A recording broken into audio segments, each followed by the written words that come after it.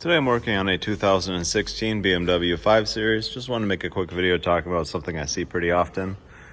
These headlights have water intrusion issues. I see it, pretty frequently. It seems like every few weeks one will come in and there'll be a bunch of water in the headlight lens. You'll see it, after a rainstorm or a car wash or whatever. And it'll have a bunch of communication faults with the headlight control module like this one did. And this one actually had that exact thing happen, and at a body shop the headlight was replaced fairly recently, but they transferred over all of the control modules, which was kind of not the greatest thing to do. And as you can see here, it is totally cooked. So this module at one point was underwater. You can see all this little evidence of water ingress, and it's kind of a shame, but all other manufacturers do the same thing. They mount all these modules and modules like this and ballasts and stuff for the HID system and stuff like that, all very low in the headlight housing many times. And if water does get in, it pretty much just destroys this stuff right away. So it's the headlights themselves are very, very expensive. And then when you add all these separate components that don't come with the headlights, it adds up to even more.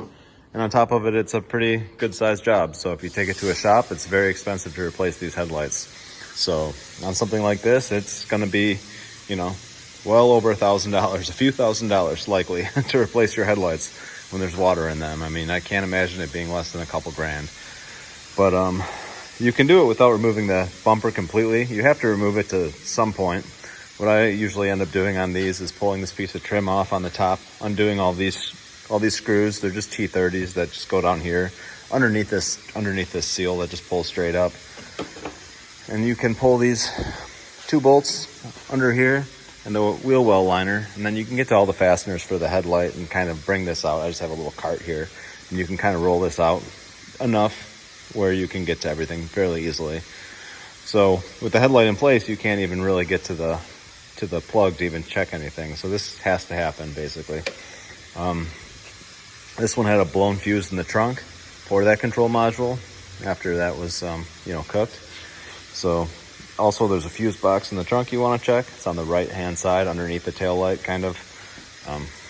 That's another thing that when the headlight does fail, you want to, this is something that pretty commonly happens.